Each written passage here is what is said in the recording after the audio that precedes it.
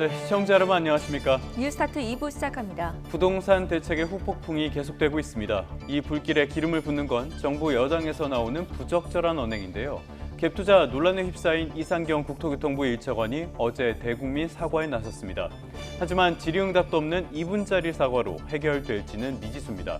막상 부동산 시장은 대책 발표를 전후해 격하게 움직였습니다. 백악관이 오는 29일 한미 정상회담을 공식 발표했습니다. 28일엔 일본과 무엇보다 30일 중국과의 정상회담이 예정돼 있는데요. 트럼프 2기 출범 이후 미국과 한중일 3국 관계는 대단히 복잡해진 상태입니다. 이번 회담이 한미와 미중 합의의 계기가 될지 주목됩니다. 그럼 이 시각 주요 뉴스부터 살펴보겠습니다. 백악관은 트럼프 대통령이 오는 29일 우리나라를 찾아 이재명 대통령과 양자회담을 한다고 공식 발표했습니다. 이튿날에는 시진핑 중국 국가주석과의 양자회담도 이어져 방한 일정을 1박 2일로 확정했습니다. 한미 관세 협상 추가 협의를 위해 미국을 다시 찾았던 김용범 대통령실 정책실장이 쟁점에 대해 일부 진전은 있었다고 말했습니다. 하지만 핵심 쟁점에 대해 아직 양국 입장이 팽팽하게 대립하고 있다고 강조했습니다. 최상병 사건 책임자로 지목된 임성근 전 해병대 1사단장이 증거를 없앨 우려가 있다는 이유로 구속됐습니다. 다만 이종섭 전 국방부 장관 등 수사 외압 의혹 관련자들에 대한 영장은 일제히 기각됐습니다. 정부의 10.15 부동산 대책 발표 전후 서울 아파트값 주간 상승률이 역대 최고치에 달한 것으로 조사됐습니다. 막차 수요가 몰린 것으로 분석됩니다. 캄보디아에서 송환된 피의자들을 상대로 한 조사에서 범죄 조직이 현지 경찰과 유착한 정황이 포착됐습니다. 경찰은 피의자들의 범행 가담 정도와 수법 등에 대한 수사에도 속도를 내고 있습니다.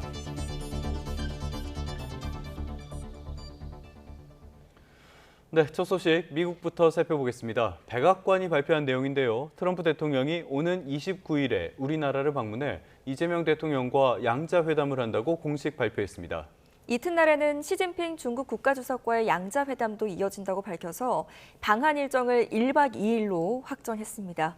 취재기자 연결해 보겠습니다. 신정 특파원. 네, 워싱턴입니다. 네, 관심을 모았던 부분인데요. 백악관이 트럼프 대통령의 아시아 순방 일정 공개했다고요? 네, 캐롤라인 레빗 백악관 대변인은 트럼프 대통령이 토요일 오전 워싱턴 DC를 출발해서 말레이시아와 일본을 거쳐 한국 시간으로 29일 부산으로 이동한다고 밝혔습니다. 그러면서 29일 이재명 대통령과의 양자회담이 열린다고 말했는데요.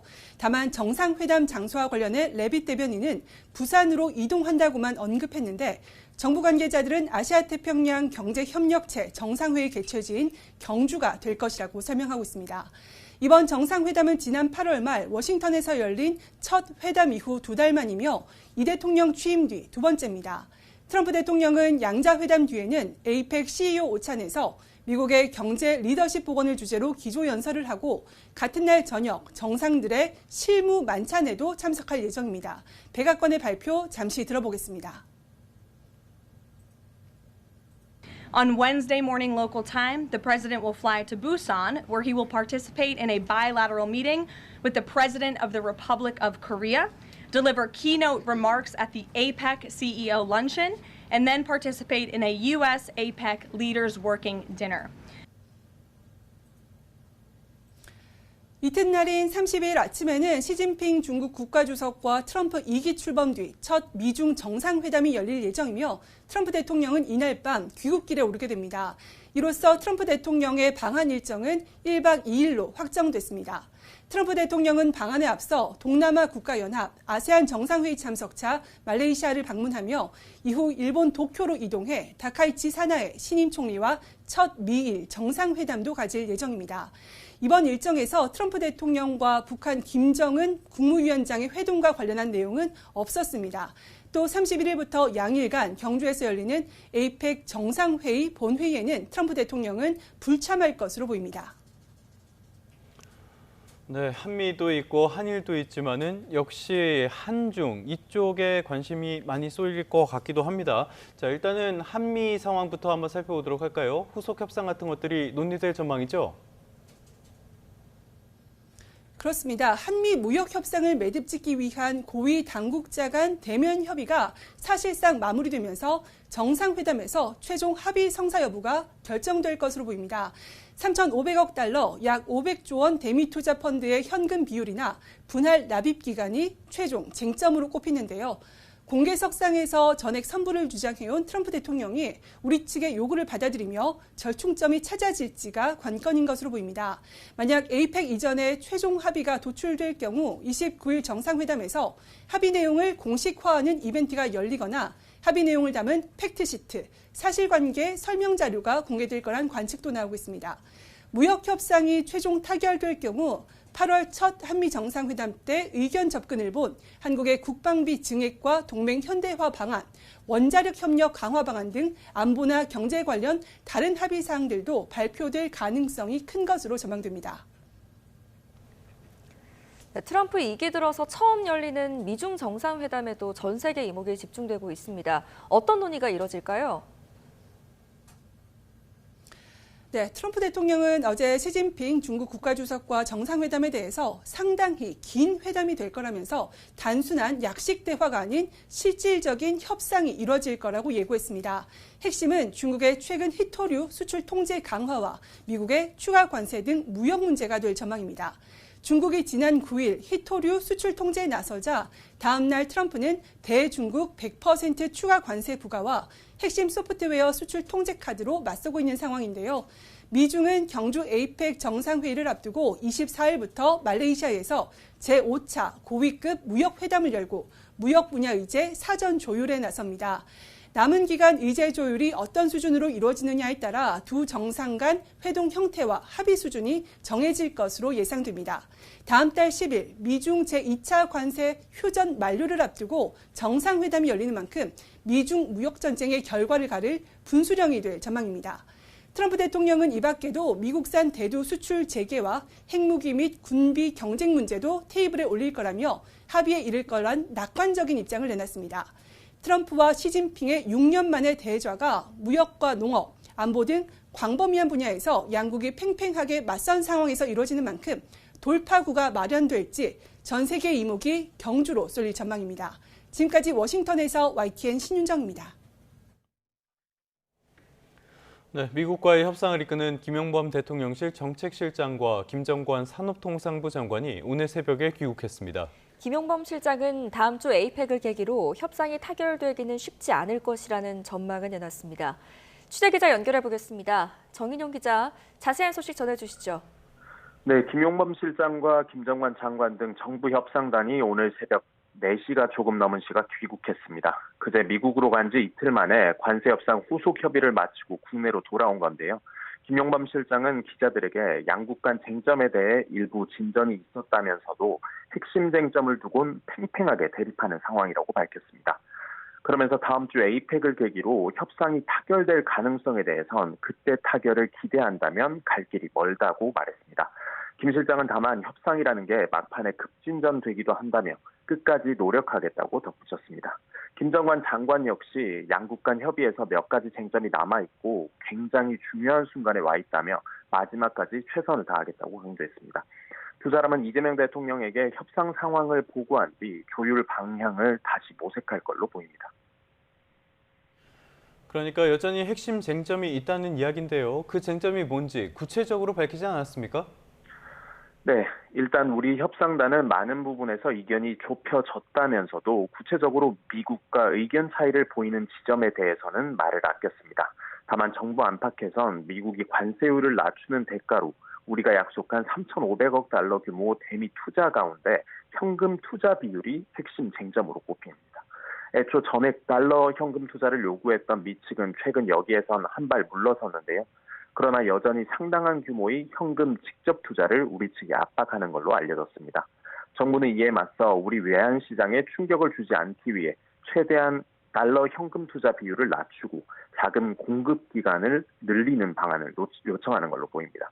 미 측은 트럼프 대통령 임기 내에 최대한 현금 투자를 더 끌어내려는 입장이라 쉽게 접점을 찾지 못한 것 아니냐는 추측이 나오고 있습니다. 투자처 선정 과정에서 우리 측 입장의 반영 여부, 그리고 수익 배분 방식 또한 부딪히는 대목일 거란 분석이 적지 않습니다. 앞서 이 대통령도 그제 CNN과 진행한 인터뷰에서 관세 협상을 두고 조정에 상당히 많은 시간과 노력이 필요한 것 같다고 언급했는데요. 일각에선 다만 다음 주 APEC 계기 한미 정상회담에서 두 나라 정상 간談判이 이뤄질 가능성도 여전히 제기하고 있습니다. 지금까지 정치부에서 전해드렸습니다. 네, 이번엔 국회로 가보겠습니다. 여야가 김현지 대통령실 제1부속실장의 국정감사 출석 여부를 놓고 또 충돌했습니다. 김 실장과 이재명 대통령 관계를 영화 아수라 속 인물에 빗댄 국민의힘에 민주당은 가짜뉴스라고 반발하며 증인 채택을 무산시켰습니다. 김철희 기자가 취재했습니다. 하루 동안 숨을 골랐던 국회 법사위. 본격 국감 시작 전부터 추가 증인 채택 문제로 여야가 맞붙었습니다. 국민의힘이 이화영 전 경기도 평화부지사 변호인 교체 의혹에 김현지 실장이 연루됐다며 증인 출석을 요구한 겁니다. 김 실장이 이재명 대통령의 험한 뒷일을 모두 처리해준 사람 아니냐는 건데 부패한 지자체장이 나오는 영화까지 소환했습니다. 이재명 대통령과 김현지 실장은 한마디로 이 피보다 진한 가족 공동체 아닌가. 여러분 영화 아수라 기억날 겁니다. 민주당은 강하게 반발했습니다. 김 실장에 대한 가짜뉴스를 퍼뜨려 정쟁을 유발하지 말라며 추가 증인 채택도 무산시켰습니다. 이재명 대통령과의 내연 관계다. 심지어 김정일 딸이다. 이러한 낭설을 퍼뜨리는 사람들이 바로 당신들입니다. 임성근 전 해병대 1사단장, 박성재 전 법무부 장관 등 증인들에 대한 고발 한 건도 여당 주도로 법사위 문턱을 넘었습니다. 국민의힘은 한쪽 진영의 일방적 고발에 동의할 수 없다고 맞섰지만 수적 열세를 극복하지 못했습니다. 갑자기 비밀번호가 하나님의 기적으로 생각이 났다 함으로써 이 국감을 조롱하고 상의하고 그 부분에 대해서 협의하고 고발합니다. 이렇게 일방적으로 특정 정당이 부른 증인이 수도권 검찰청을 대상으로 하는 국정감사 뒤엔 민중기 특별검사의 주식거래 논란과 남부지검의 관봉권 띠지 분실 등 현안을 두고 설전이 오갔습니다. 민중기 특검은 부산고법 부장판사로 있으면서 1억 5천만 원의 차익을 남겼어요. 띠지도 다 없앴죠? 검사가 한 짓이에요. 이에 대해서 어떤 조직적 은폐가 있었는지? 검찰청 폐지까지 1년도 채 남지 않았지만 주요 검찰청에 대한 마지막 국감에서도 사법체계 개편에 관한 논의는 뒷전으로 밀려난 모습입니다. YTN 김철입니다. 국회 과방위 국정감사에선 감사는 없었고요. 최민희 과방위원장을 둘러싼 잡음이 훨씬 더 크게 들렸습니다. 최 위원장이 최근 진행된 MBC 업무보고에서 보도본부장을 퇴장시킨 게 쟁점이 됐습니다. 임성재 기자의 보도입니다. 최민희 과방위원장이 MBC 대주주인 박문진과 마주 앉았습니다. 비공개 업무보고 때 MBC 기사가 국민의힘에 친화적이라며 보도본부장을 퇴장시킨 지 사흘 만입니다. 국민의힘은 권력에 취하더니 국민이 안 보이냐고 지적했고 민주당은 최민희 청문회냐고 받아쳤습니다. 권력에 취해서 몸을 가누지 못하는 독재자의 모습입니다. 이 술보다 더 취하는 게 권력입니다. 국정감사입니다. 최민희 위원장에 대한 청문회도 아니고 최민희 위원장에 대한 국정감사도 아닙니다. 최 위원장은 MBC 보도본부장이 성역이냐면서 필요하다면 계속 지적할 거라고 SNS에 썼고 직접 마이크도 잡았습니다. 개별 보도에 대해선 일일이 묻지 않는 게 관례라며 박문진 이사장이 유감의 뜻을 나타내자 성찰해 보겠다면서도 불편한 심경을 감추지 못한 겁니다. 그 유감스러운 일입니다. 그런 일이 없었으면 좋았겠습니다.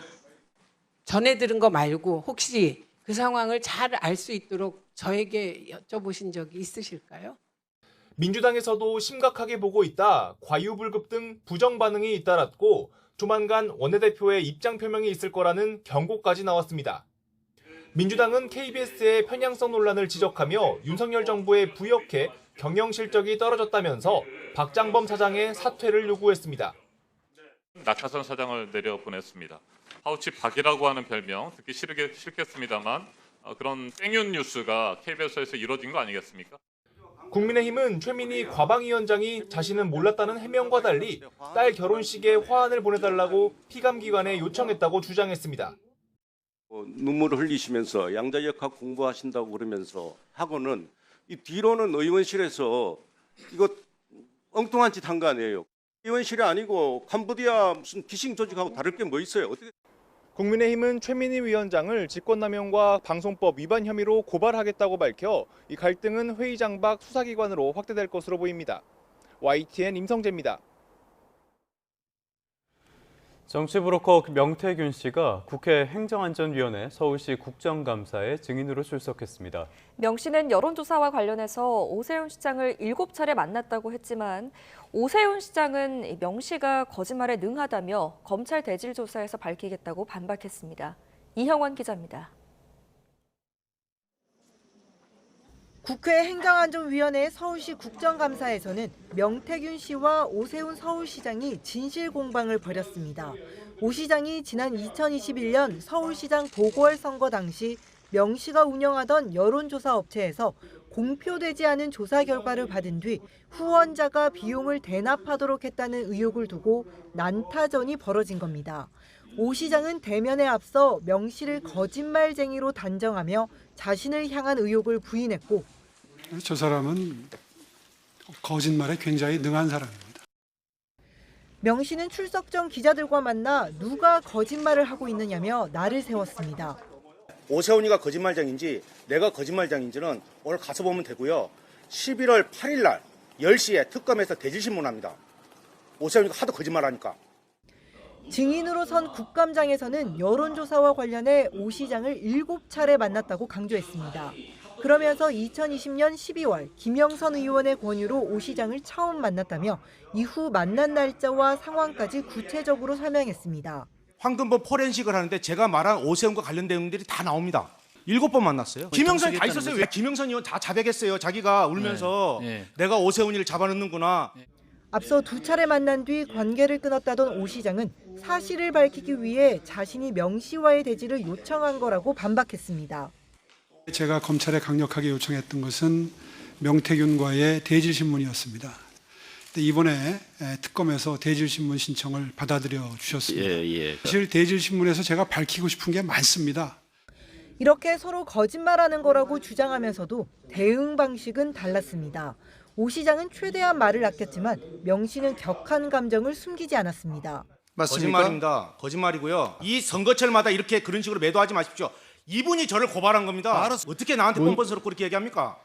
그걸 여기서 미리 제 미천을 이용할 이유가 없기 때문에 제가 답변을 자제할 수밖에 없다는 점 양해해 주시기 바랍니다. 검찰에서 밝히겠습니다. 오 시장은 다음 달 8일 피의자 신분으로 출석하는 특검 조사에서 명 씨와 대질 신문으로 다시 만납니다. YTN 이영훈입니다. 네, 이번엔 특검 수사 상황 살펴보겠습니다. 최상병 사망 사건 책임자로 지목된 임성근 전 해병대 1사단장이 결국 구속됐습니다.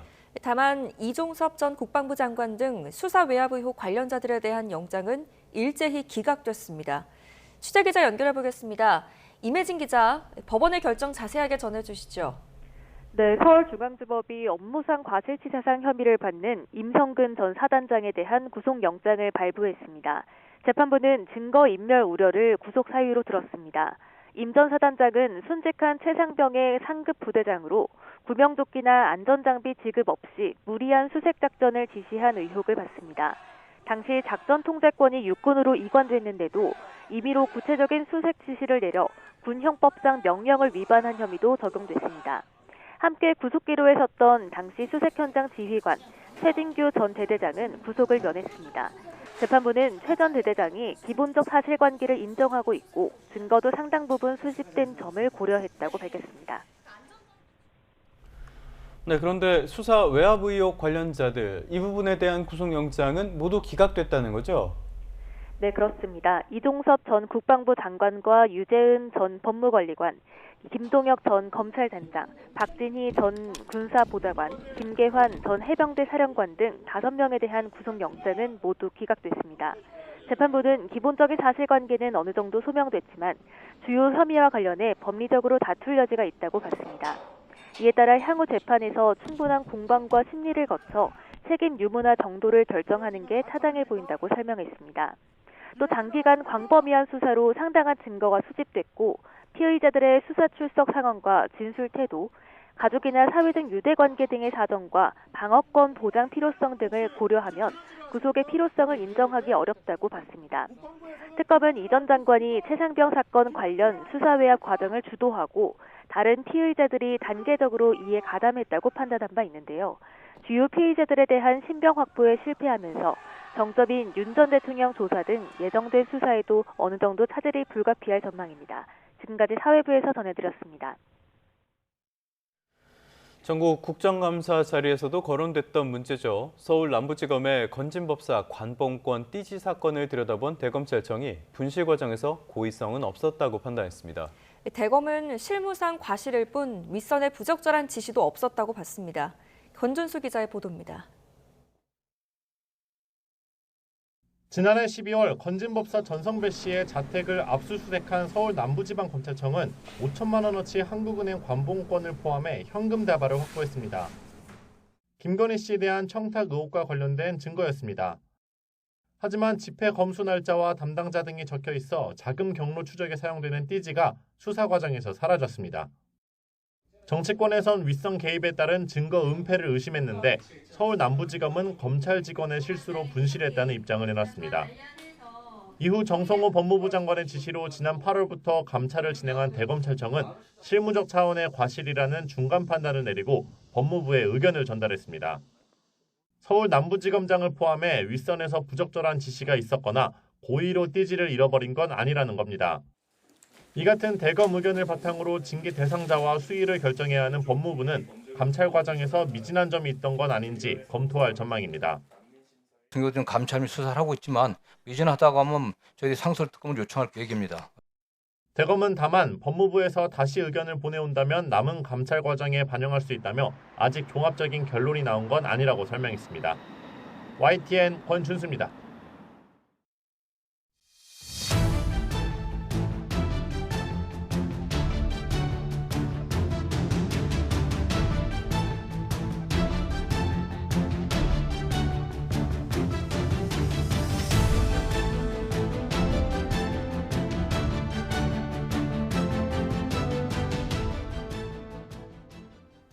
네, 부동산 대책의 후폭풍 살펴보겠습니다. 돈 모아서 집값이 떨어지면 사라. 이 발언으로 논란을 부른 이상경 국토교통부 1차관이 나흘 만에 대국민 사과에 나섰습니다. 다만 이른바 갭 투자 의혹에 대해선 배우자의 실거주 목적이었다고 재차 해명했는데요. 논란을 쉽게 가라앉지 않을 것으로 보입니다. 차효정 기자입니다. 진심으로 사과드립니다. 논란의 중심에선 이상경 국토부 1차관이 대국민 사과에 나섰습니다. 이 차관은 먼저 집값이 내려가면 사면 된다는 발언으로 공분을 키운 것과 관련해 국민 입장을 헤아리지 못했다고 고개를 숙였습니다. 저는 국민 여러분께 정책을 보다 소상하게 설명드리는 유튜브 방송 대담 과정에서 내 집 마련의 꿈을 안고 열심히 생활하시는 국민 여러분의 입장을 충분히 헤아리지 못했습니다. 다만 갭 투자 의혹에 대해선 실거주 목적이었다며 기존 집이 제때 팔리지 않아 벌어진 일이라는 해명만 반복했습니다. 저의 배우자가 실거주를 위해 아파트를 구입했으나 국민 여러분의 눈높이에는 한참 못 미쳤다는 점을 겸허히 받아들이고 재차 사과의 말씀 올리겠습니다.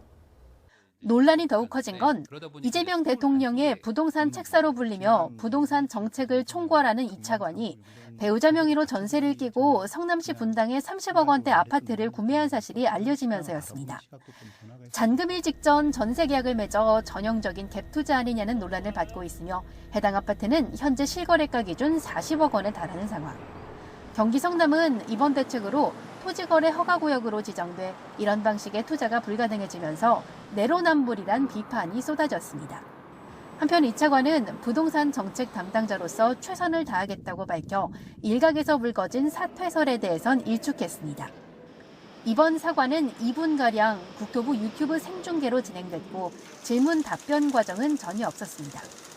비난 여론이 커지고 여당 지도부가 공식 사과하며 발언에 주의하라고 당부하자 나흘 만에 부랴부랴 공개 사과에 나섰지만 논란이 쉽게 수그러들지 않을 조짐입니다. YTN 차유정입니다. 네, 정부의 10.15 부동산 대책은 언제 나올 것이라는 게 사실상 예고됐던 대책이었죠. 발표 전후로 해서 서울 아파트값의 주간 상승률이 역대 최고치에 달한 것으로 조사했습니다. 막차 수요가 몰린 것으로 보이는데 국정감사에서는 이런 주간 아파트값 동향의 존폐 공방이 이어졌습니다. 최두희 기자입니다. 서울 전역과 경기도 12개 지역을 3중 규제로 묶은 11호 대책 발표 전후 서울 아파트값은 고공행진을 이어갔습니다. 한국부동산원이 발표한 10월 셋째 주 지난 14일부터 20일까지 주간 아파트 가격 동향을 보면 서울 아파트값은 0.5% 상승했습니다.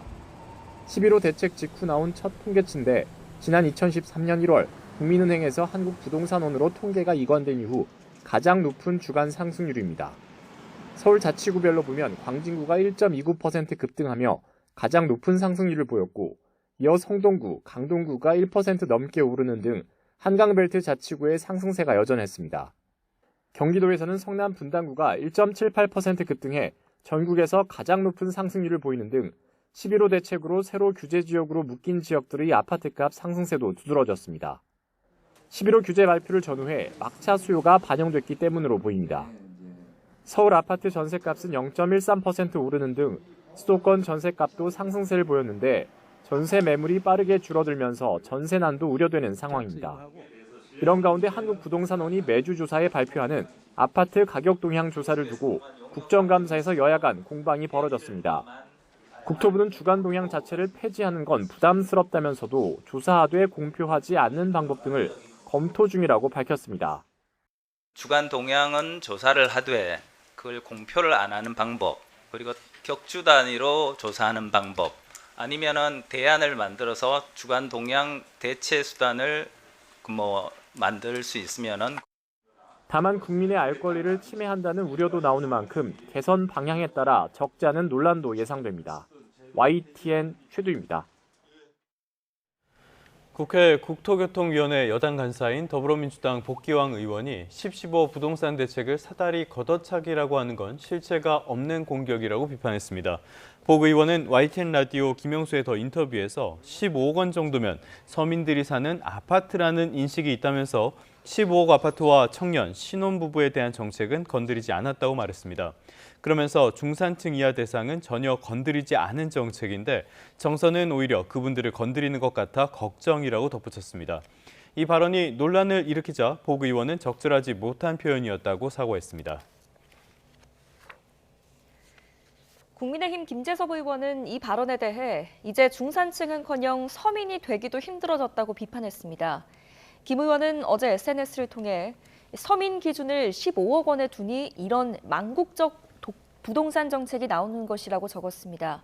이어 갭 투자로 강남에 수십억 원의 아파트를 보유한 부동산 천룡인들이 설계한 정책이니 최소 15억 원은 있어야 서민으로 여겨질 것이라며 전세 사는 자기는 불가촉 천민 정도로 보일 것이라고 비꼬았습니다. 이런 부동산 시장의 불안은 통화 정책에도 영향을 미치게 됩니다.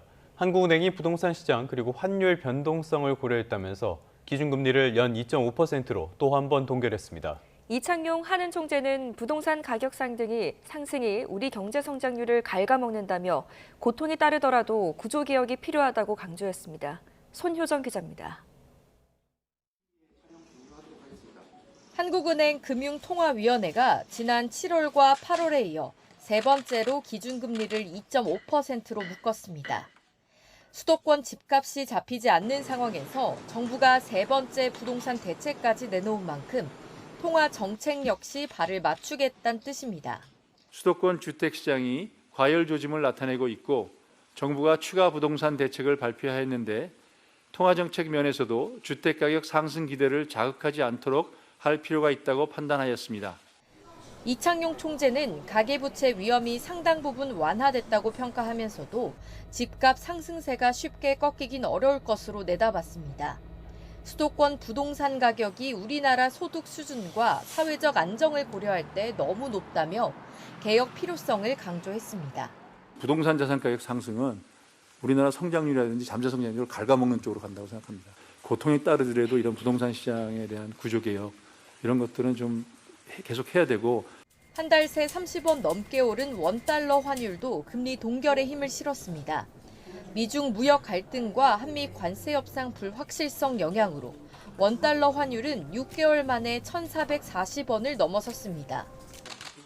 앞으로의 기준금리에 대해서 금통위원 6명 가운데 4명은 3개월 내 인하 가능성을 열어뒀지만 2명은 동결의 무게를 실었습니다. 지난 8월에 5명이었던 인하 의견은 이번 회의에서 4명으로 줄었습니다. 이런 가운데 코스피는 사상 처음으로 3,900선을 돌파했습니다. 미 증시 하락에 약세로 출발했던 지수는 저가 매수세에 힘입어 반등했지만 이후 차익 실현 물량과 환율 영향으로 1% 내린 3,845로 거래를 마쳤습니다. YTN 손유정입니다.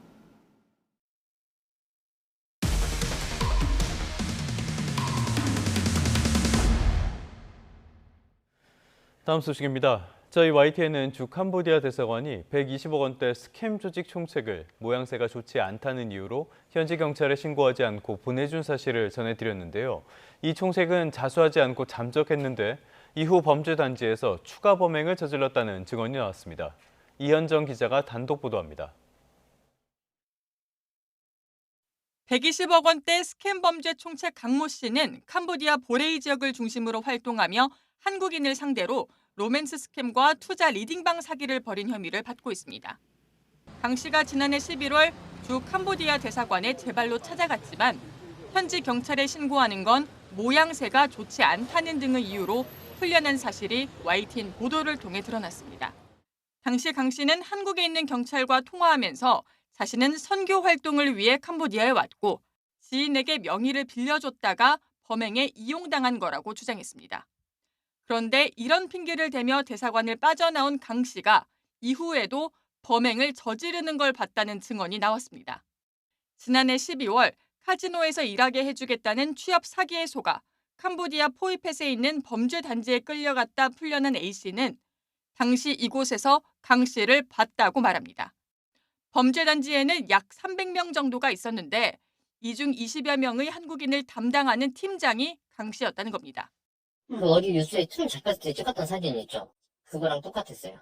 머리 짧아가지고 나시에 반바지 입고. YTN은 컴퓨터 앞에 남성들이 앉아있는 당시 범죄 단지 내부 사진을 확보했는데 A씨는 이곳에서 강 씨가 한국에서도 거액의 사기 범죄를 저지른 적이 있다며 과시했다고 말합니다. 옛날에 한국에서 도단위 다단계 사기인가 그 프로그램을 지가 개발해가지고 그것 때문에 한국 못 들어간다 막. 강 씨는 로맨스 스캠 대본을 짜는 관리자 역할을 했는데 단지 내 한국인들은 이를 활용해 두세 달 안에 100억 원을 뜯어내야 했다고 A 씨는 설명합니다. 포이벳 그 단지에서 한국 팀한테 이제 중국 사장이 2달 동안, 3달 동안 목표 금액이 100억이라 그랬나 그랬어요. 강 씨는 대사관 방문 뒤 석 달 정도 지난 2월에야 현지 경찰에 체포됐는데 그 사이 한국인 피해는 계속 커졌을 것으로 보입니다. YTN 이현정입니다. 우리 경찰이 범죄 조직과 현지 경찰이 유착한 정황도 포착한 것으로 파악됐습니다. 경찰은 피의자들의 범행 가담 정도와 수법에 대한 수사에도 속도를 내고 있습니다. 양동훈 기자입니다. 캄보디아에서 송환된 피의자 중 59명이 구속된 가운데 경찰이 이들에 대한 수사에 속도를 내고 있습니다. 가장 많은 인원인 45명을 수사하는 충남경찰청은 수사관 110명을 투입해 조사하고 있습니다. 이들이 속한 조직은 수사기관 사칭, 노쇼, 코인 투자 사기 등을 저지른 것으로 알려졌는데 한국인 100여 명을 대상으로 93억 원 넘게 가로챈 것으로 추정됩니다. 조직원은 약 200여 명, 이 가운데 한국인이 80에서 90명 정도 포함된 것으로 파악됐습니다. 이들 중 현지 경찰에 체포돼 송환된 피의자들은 국내 송환을 완강히 거부했던 것으로 전해졌습니다. 당시 가구 공장에 아르바이트하러 왔다, 억울하다고 허위 진술을 한 것으로 파악됐는데 경찰은 이들이 관리자의 지시에 따라 거짓말을 한 것으로 보고 범행 가담 정도와 구체적인 수법을 조사하고 있습니다. 수사 과정에서 경찰은 이들이 활동한 조직과 현지 경찰 간 유착 정황도 포착한 것으로 파악됐습니다. 범죄 조직이 캄보디아 경찰의 단속 정보를 미리 파악해 수사망을 피하고 현지에서 한국인 조직원들이 체포돼 구금되자 캄보디아 경찰에 돈 주고 작업할 테니 훈련하면 다시 가다 말하며 귀국을 만류한 것으로 조사됐습니다. 12명을 구속해 수사 중인 경기 북부경찰청도 피의자들에 대한 대면 조사와 함께 압수한 휴대전화 등을 디지털 포렌식하고 확보한 자료를 분석하고 있습니다. 경찰은 열흘인 구속기한을 고려해 늦어도 다음 주 초까지는 수사를 마무리하고 사건을 검찰에 넘길 것으로 보입니다. YTN 양동훈입니다. 서울 강동경찰서는 지난달 30일 보이스피싱 수거책으로 가담한 혐의를 받는 50대 남성과 20대 여성을 검거했다고 밝혔습니다. 이들은 피해자들이 보이스피싱에 속아 입금한 돈을 달러로 환전해 범죄 조직에 전달하려던 혐의 등을 받고 있습니다. 은행을 찾은 이들이 일본 여행을 간다면서도 달러로 환전을 요청하거나 최근 입금자가 누군지 제대로 답하지 못하는 등 수상하게 행동하자 은행 직원이 곧바로 경찰에 신고한 것으로 파악됐습니다. 밀양 집단 성폭행 가해자 등의 신상을 유튜브에 게시한 40대가 벌금형을 선고받았습니다. 인천지방법원 부천지원은 밀양 집단 성폭력 사건의 가해자 신상 등을 게시한 혐의 등으로 기소된 40대 남성 A씨에게 벌금 1,000만 원을 선고했습니다. 재판부는 해당 사건이 사회적 공분을 샀더라도 사적 제재는 법치주의에 어긋난다면서 사건과 관련 없는 이들도 가해자로 묘사하고 가족 사진도 게시해 회복할 수 없는 피해를 줬다고 지적했습니다. 이태원 참사가 윤석열 정부의 대통령실 이전 여파와 관련이 있다는 감사 결과가 나왔습니다. 대통령실 이전으로 관내 집회, 또 시위가 급증한 용산경찰서가 헬로윈데이에 이태원의 경비 인력을 전혀 배치하지 못했다는 겁니다. 홍선기 기자입니다. 이태원 참사 당시 연휴에 같으면 수많은 인파를 관리하던 경찰관들이 보이지 않았다는 게 당시 현장에 있던 사람들의 증언입니다. 이번에는 아예 그냥 이제 통제도 아예 없었고 해산하라는 방송도 없고 그다음에 통제하라는 것도 아예 없었습니다. 이와 관련해 주무부처 장관인 당시 이상민 행안부 장관은 경찰 배치로 해결될 일이 아니었다는 말을 해 문매를 받기도 했습니다. 통상과 달리 경찰이나 소방 인력이 미리 배치함으로써 해결될 수 있었던 문제는 아니었던 것으로 지금 파악을 하고 있고요. 그런데 정부가 합동감사를 벌인 결과 당시 이태원에는 경찰의 경비 인력이 전혀 없었던 것으로 드러났습니다. 대통령실 이전 여파로 관내의 집회와 시위가 급증하면서 용산경찰서가 연휴해와 달리 이태원에 경비 인력을 배치하지 않았다는 겁니다.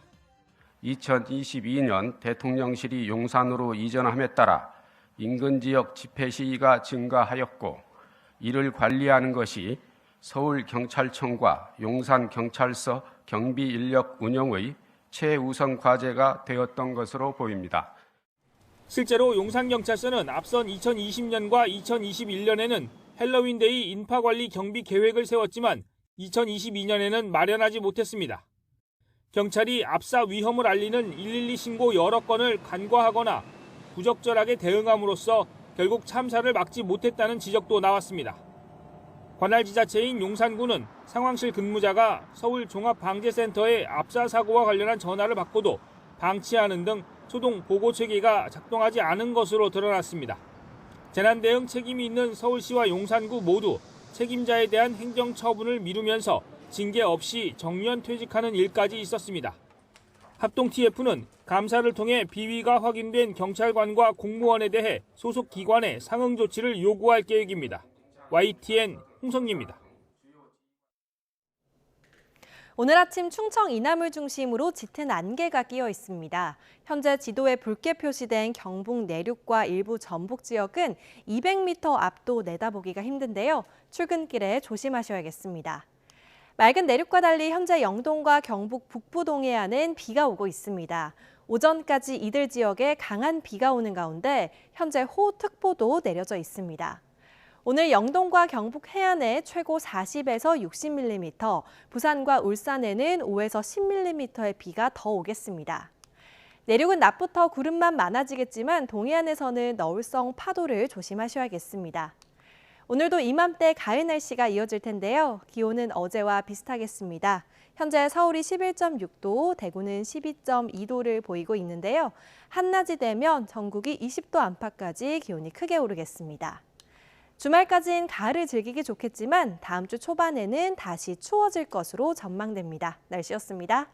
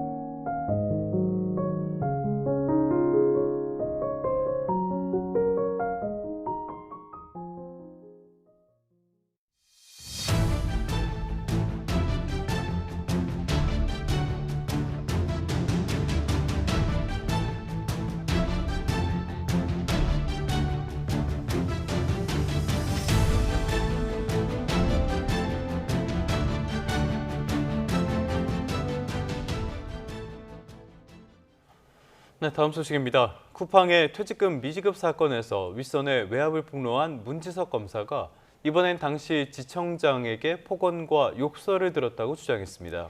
문 검사는 개인이 조직을 상대로 이의 제기하는 것에 서러움과 외로움을 느꼈다며 울먹였습니다. 안동준 기자입니다. 일용직 노동자들에 대한 쿠팡 자회사의 퇴직금 미지급 사건을 수사했던 문지석 검사가 또다시 국정감사에 증인으로 출석했습니다. 검찰 지휘부가 사건을 무혐의 처분하도록 했다고 폭로했던 문 검사는 당시 지청장이 폭언과 욕설을 했다며 작심 발언을 이어갔습니다.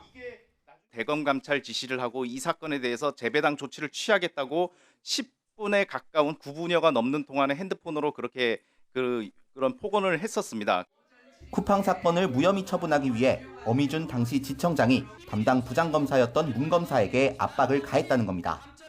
이후 문 검사는 대검찰청에서 당시 사건과 관련해 감찰 조사를 받았는데 개인이 조직을 상대로 이의 제기하는 것에 서러움과 외로움을 느꼈다며 울먹였습니다. 수사 외압의 당사자로 지목된 어미준 전 지청장도 증인으로 출석해 주임 검사에게 무혐의 가이드라인을 줬다는 문 검사의 주장을 정면 반박했습니다. 쿠팡은 기소하기 어렵습니다. 이렇게 이야기를 해서 제가 주임 검사 의견이 그렇다면 신속히 처리하자 이렇게 이야기했습니다. 문 검사의 첫 폭로 이후 대검은 인천지검 부천지청을 현장 조사하며 본격적인 감찰에 나섰습니다. 두 사람의 주장이 갈리고 있는 만큼 감찰 결과가 나올 때까지 진실 공방은 한동안 이어질 걸로 보입니다. YTN 안동준입니다. 윤 전 대통령 부부가 일반인 출입이 통제된 명성황후 침전까지 들어갔던 것으로 전해졌습니다. 국회 문화체육관광위원장인 더불어민주당 김교웅 의원이 국가유산청에서 받은 자료를 보면 윤 전 대통령 부부는 지난 2023년 3월 5일 오후 5시쯤 사전에 연락 없이 경호원 1명과 함께 경복궁을 찾았습니다. 이후 경복궁 근전정과 일반인 통제구역인 경회로 2층, 향원정, 건천궁에 차례로 들렸습니다. 특히 건천궁은 고종과 명성황후의 생활 공간인데요. 특별 관람을 제외하면 내부 관람이 제한된 이곳에 도착해 문을 열 것을 지시했고 이어 명성황후가 사용했던 침전인 곤영합에 들어가 10분가량 머문 것으로 드러났습니다. 여야는 국회 산업통상자원 중소벤처기업위원회 국정감사에서 중소기업 경기 침체의 책임 소재를 놓고 공방을 벌였습니다. 더불어민주당은 윤석열 전 대통령이 전용기에서 소주를 마시고 김건희 씨가 명품을 수수하는 동안 중소기업은 경영난에 긴급대출을 받으러 이리저리 다녀야 했다며 지난 정권에서 늘어났던 부실 대출을 지적했습니다. 또 윤석열 정부에서 임명된 강석진 중소벤처기업진흥공단 이사장을 향해선 윤건희와 중소기업을 망친 공범이라며 사퇴를 압박했습니다. 반면 국민의힘은 여당이 윤건희 정부를 운운하는데 이번 국감 여러 상임위에서는 이재명 대통령과 김현지 부속실장, 이른바 이현지 정부가 걱정된다는 우려가 더 크다고 맞받았습니다. 중국이 우리나라 서해에 설치한 불법 구조물이 군사 목적으로 활용될 수 있다는 우려가 제기됐습니다. 국회 농림축산해양수산위원회 소속 이병진 더불어민주당 의원은 지난 8월 중국이 서해에 설치한 불법 구조물 선란 2호에서 인력 5명이 발견됐다고 밝혔습니다. 이 의원은 소수 인원만 탑승하는 고속정도 발견되고 통상 해상 양식장에서는 사용하지 않는 잠수복, 산소통도 보였다면서 중국이 서해를 내해화하려는 작업이 될 수 있다고 지적했습니다. 국회는 오늘 법제사법위원회와 과학기술방송통신위원회 등 상임위 13곳에서 국정감사를 이어갑니다. 법사위에서는 고위공직자 범죄수사처 등을 대상으로 최상병 순직 사건 관련 의혹의 조직적 은폐, 지연 여부 등에 대한 질의가 집중될 것으로 보입니다. 과방위는 대전에서 한국원자력연구원을 비롯한 주요 연구기관을 대상으로 감사를 진행하는데 MBC 보도본부장 등 퇴장 명령 논란 여파로 여전히 여야 충돌이 예상됩니다. 보건복지위원회는 전북 전주에서 국민연금공단을 상대로 한 감사를 진행하고 국방위는 육군본부, 산업통상자원중소벤처기업위원회에서는 산업통상자원부 종합감사를 진행할 방침입니다. 지난 19일 오전이죠. 북한군 한 명이 중부전선 군사분계선을 넘어서 귀순해 왔다는 소식을 전해드린 적이 있습니다. 이 사건이 있은 직후 북한군이 연이틀 군사분계선을 넘다 우리 군의 경고 사격까지 받고 물러났던 일이 뒤늦게 확인됐습니다. 김문경 기자가 단독 취재했습니다. 지난 19일 오전 중서부전선 비무장지대 내에서 북한군이 군사분계선을 넘는 모습이 포착됐습니다. 무리를 지어 차례로 넘어온 북한군은 모두 20여 명. 작전 태세에 돌입한 우리 군은 지침에 따라 경고 사격을 실시했습니다. 군 관계자는 경고 사격 뒤에도 북한군은 곧바로 북상하지 않았고 시간을 끌며 퇴각했다고 밝혔습니다. 그러면서 전방 지역 내에서 불모지 등의 작업을 하다 군사분계선을 넘은 것 같다고 전했습니다. 경고 사격 다음 날에도 같은 지역으로 북한군 10여 명이 군사분계선을 넘었다가 우리 군의 경고를 받고 북상하면서 인근 주민의 영농 활동에도 차질이 빚어졌습니다. 지금 저쪽에 경고 사격이 있어가지고 기습 사격이 있어서 우리가 대체 중이다. 그랬고 그 다음 날 또 오전에 들어가려고 했더니 또 그런 상황이 벌어졌어요. 이틀 동안 그랬어요. 이보다 1시간 반쯤 전 또 다른 중부 지역 전선에선 북한군 한 명이 군사분계선을 넘어 귀순해 오기도 했습니다. 지난 8월에도 수십 명의 북한군이 군사분계선을 넘다 우리 군의 경고 사격을 받고 북으로 돌아갔는데 북한군은 며칠 뒤 우리 군의 경고 사격을 엄중한 도발 행위라는 담화를 내기도 했습니다. 군은 당시 북한군이 밝히기 전까지 군사분계선 월선과 경고 사격을 알리지 않았는데 이번에도 취재가 시작되기 전까지 같은 입장을 취했습니다. YTN 김문경입니다. 정동영 통일부 장관은 통일로 가는 과정에서 남북이 평화적인 두 국가로 교류 협력하고 그 기초 위에 사람과 돈, 물자가 자유롭게 오가면 자유왕래 시대 사실상 통일이라고 밝혔습니다. 정 장관은 천주교 서울대 교구장인 전순택 대주교를 예방한 자리에서 법적, 정치적 통일 전에 사실상 통일이 먼저 와야 한다며 이같이 말했습니다. 어제 만남에서 정순택 대주교는 정 장관의 평화적 두 국가론 주장을 언급하며 국민 정서상 낯선 부분이 있다면서도 개인적으로 상당히 공감된다고 화답했습니다.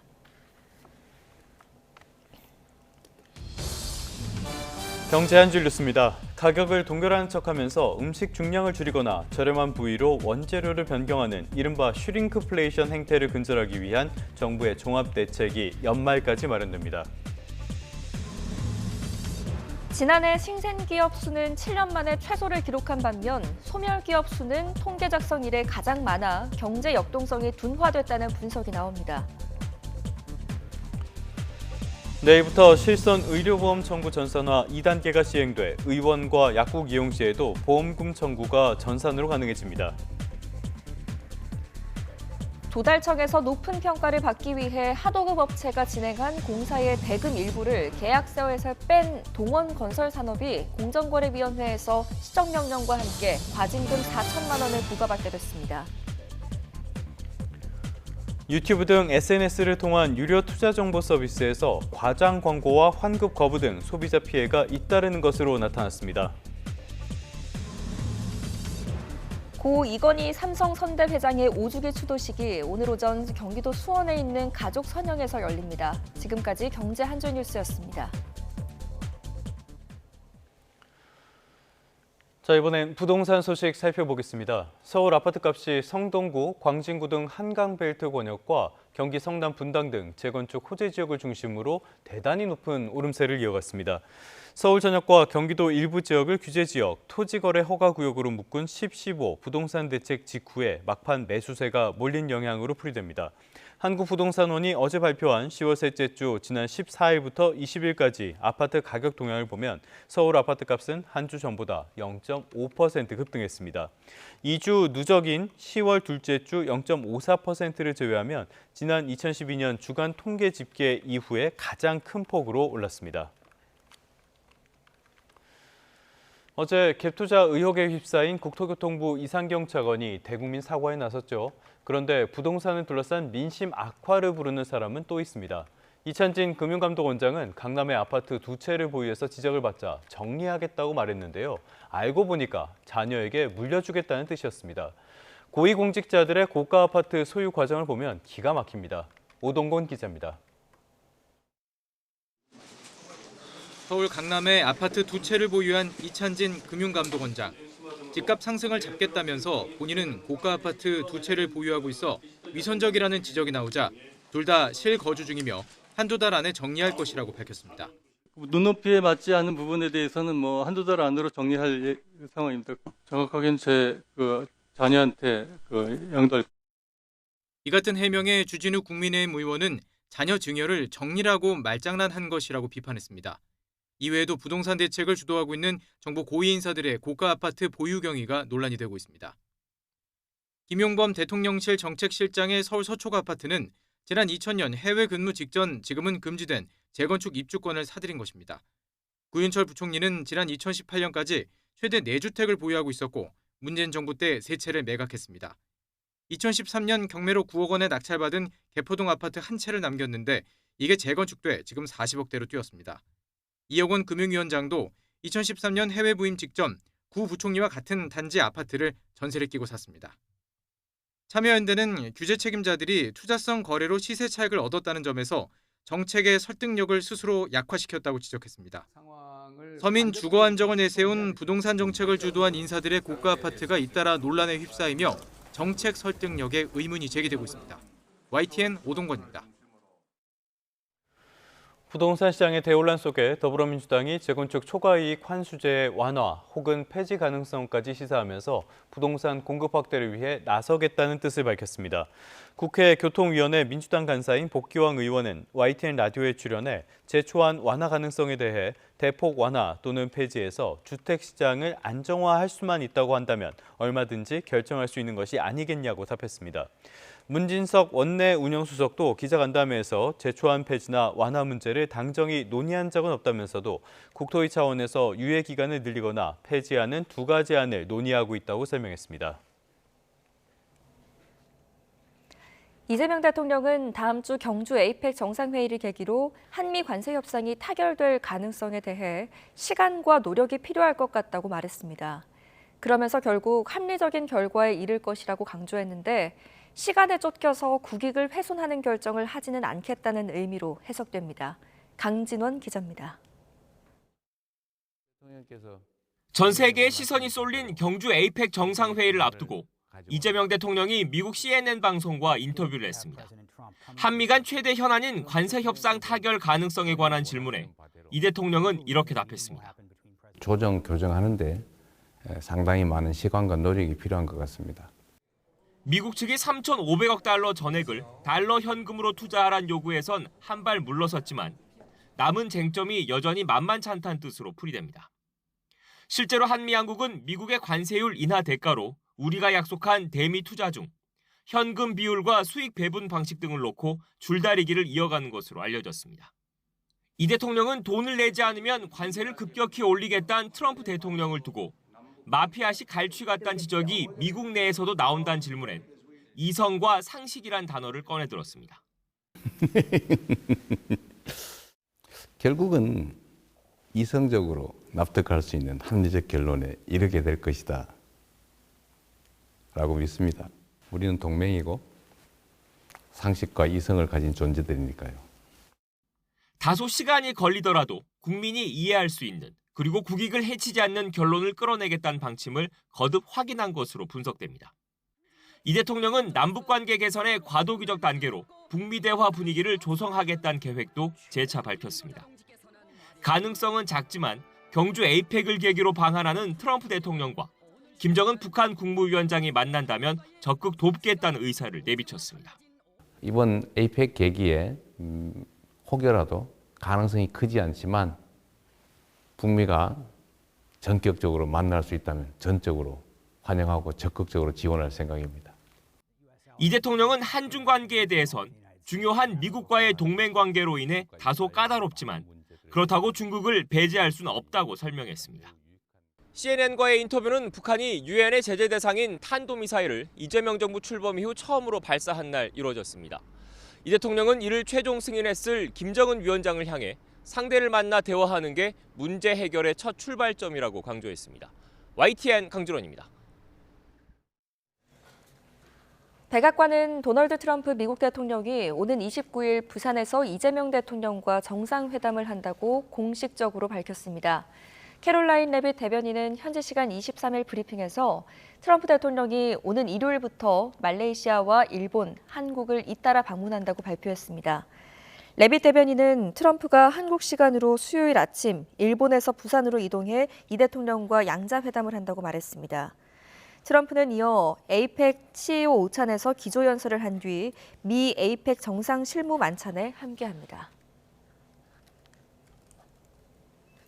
트럼프 미국 행정부가 2기 들어서 러시아에 대한 첫 제재를 단행하자 푸틴 러시아 대통령은 큰 효과가 없을 거라면서도 불편한 심기를 드러냈습니다. 유럽연합은 미국과 보조를 맞춰 러시아에 대한 신규 제재를 채택하며 압박 수위를 높였고 우크라이나는 반색했습니다. 런던 조수연 특파원입니다. 푸틴 러시아 대통령은 트럼프 미국 대통령이 정상회담을 취소하고 러시아 최대 석유 기업을 제재하자 비우호적인 행동이라고 반발했습니다. 특히 이제 막 회복하려는 미러 양자 관계에 도움이 되지 않는다고 지적했습니다.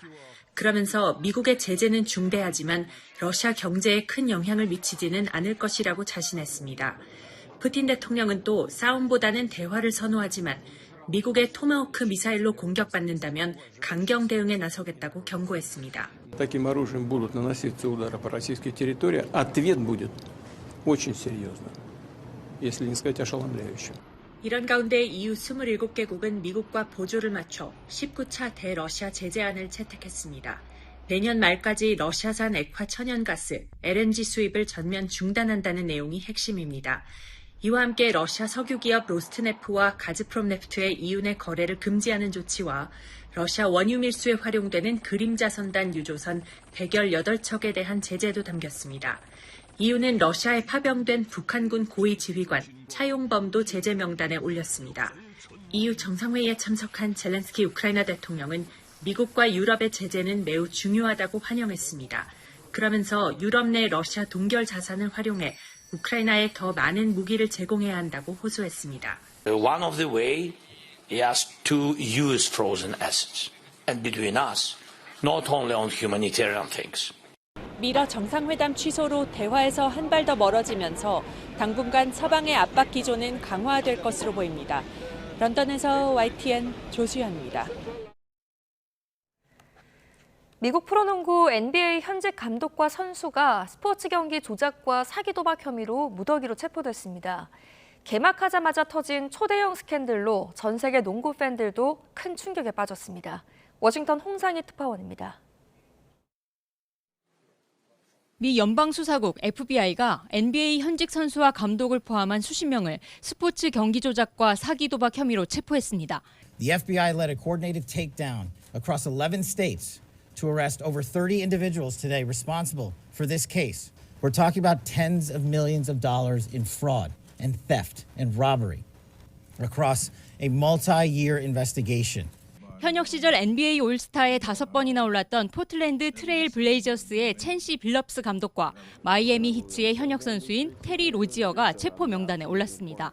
이들은 지난 2022년부터 지난해 초까지 NBA 선수의 내부 정보를 이용해 스포츠 베팅에서 부당이득을 취한 혐의를 받고 있습니다. The non-public information included when specific players would be sitting out future games or when they would pull themselves out early for purported injuries or illnesses.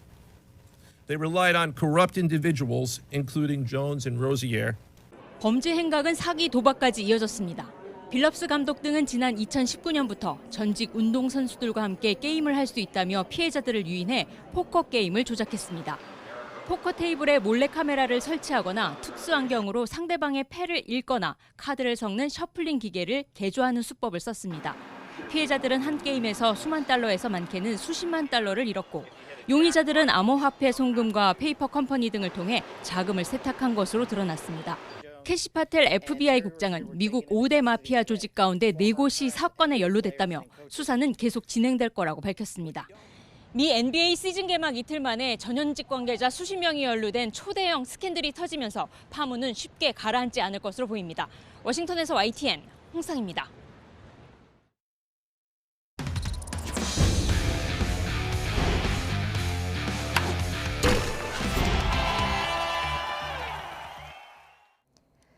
금요일 스포츠 뉴스입니다. 삼성이 극적인 역전승으로 플레이오프 승부를 원점으로 돌린 가운데 오늘 한국 시리즈 진출팀을 가리는 운명의 5차전이 열립니다. 한화 김경문 감독은 4차전에서 동점 3점 홈런을 맞은 김서현을 또 믿고 5차전 마무리로 세우겠다고 공언했는데요. 김서현이 감독의 믿음에 응답할지 한국 시리즈 진출팀의 운명이 결정됩니다. 허재원 기자입니다.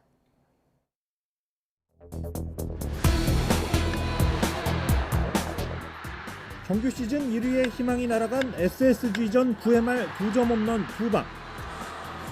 솔로 홈런을 포함해 2점을 허용하며 턱밑까지 추격을 허용했던 플레이오프 1차전.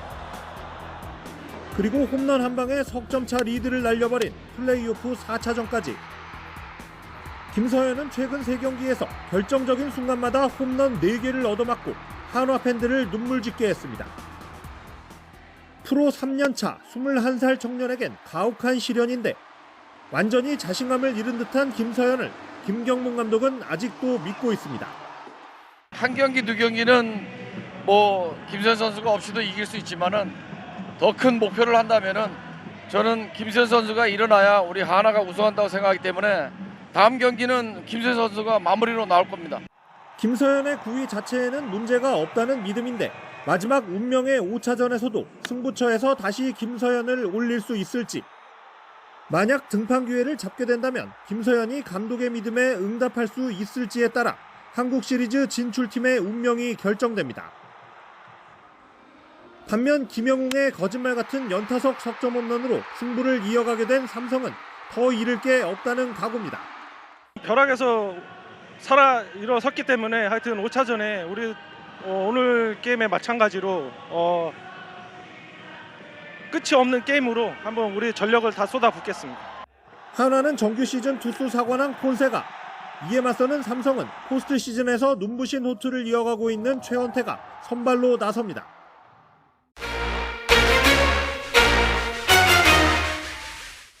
폰세가 6점을 내주고 무너진 1차전에 서력을 할지, 가을 야구의 주역으로 빛나고 있는 최원태가 호투를 이어갈지에 두 팀의 운명이 걸려 있습니다. YTN 허재원입니다.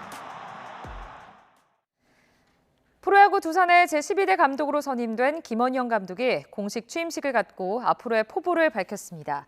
잠실 야구장에서 열린 취임식에는 고영섭 두산 구단 대표이사와 김태룡 단장 선수단 대표로 주장 양의지와 곽빈이 참석했습니다.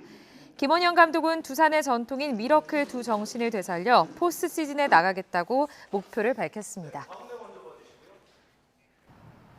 오늘도 내륙에서는 완연한 가을을 즐길 수 있겠습니다. 일교차가 크기 때문에 아침에는 쌀쌀한데요. 한낮이 되면 기온이 크게 오르겠고 선선한 바람이 불면서 활동하기 좋겠습니다.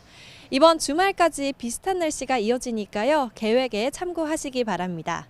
현재 내륙에는 맑은 하늘이 드러나 있습니다. 이렇게 하늘이 맑은 가을 날에는 안개가 짙게 끼곤 하는데요.